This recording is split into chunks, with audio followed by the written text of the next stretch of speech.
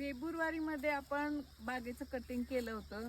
तर काही हुशार महाबाग आम्हाला नेहमीच येड्यात काढतात, तसे काढतात. उन्हाळ्याच्या सुरुवातीला कुठे कटिंग करता आणि मग बाग काय एवढं असं काय म्हणतात त्याला, फुटणार नाही, उत्पन्न निघणार फुटवा येणार नाही नाही किंवा तसा जोर धरणार नाही बाग वगैरे वगैरे असं बरंच काय सांगतात. तर बघा, मागच्या वर्षी पण मी आवर्जून फुटवा झाल्यानंतर फुलं लागल्यावर व्हिडिओ केला होता आणि ह्यावेळी पण मी व्हिडिओ केलेला आहे. फेबमध्ये कटिंग केलं. आत्ता मार्च महिना आहे आणि बाग गच्च फुलांनी भरलेली आहे. त्यासाठी प्रॉपर नियोजन लागतं, ज्याच्यामध्ये आमचे मास्टर आहेत, त्याच्यामुळे काही टेन्शन नसतं. ही बाग 5वं वर्ष आहे, ह्या बागेला 5वं वर्ष आहे, तरीसुद्धा सगळीकडे फुलं ओके आहे, गच्च बाग भरलेली आहे. आणि फेब्रुवारीमध्येच आम्ही का कटिंग करतो त्याला पण फार मोठं कारण आहे.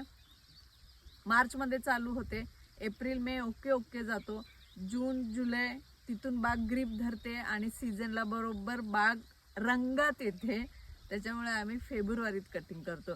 जूनमध्ये कटिंग करून ऑगस्ट सप्टेंबरला कशी रंगात येईल बाग, शक्य आहे का? आणि ऑगस्ट सप्टेंबर नंतर तर खरा पैसे कमवायचा सीझन चालू होतो, बिझनेस चालू होतो. हा खरा बिझनेस तर तिथून पुढे असतो. मग त्यावेळी झाडं डेव्हलप होतात, झाडं चांगली मोठी होतात, झाडांचं जरा ताकद संख्या वाढते फुलांची आणि ताकद वाढते. ताकद वाढली की संख्या वाढते. त्याच्यामुळे फेब्रुवारीत मुद्दाम आम्ही कटिंग करतो. थोडा त्रास होतो, उन्हाळा असतो, पण टेक्निक वापरलं तर काहीच इम्पॉसिबल नाही. हा हे काय बघा ना, हा जरा 2 नंबरची कुंडी आहे आमची. त्याच्यामध्ये मातीचा प्रॉब्लेम, म्हणजे एकतर हे मुरमाड रान आहेत ही, त्याच्यामुळे जरा तिथं थोडा प्रॉब्लेम होतो.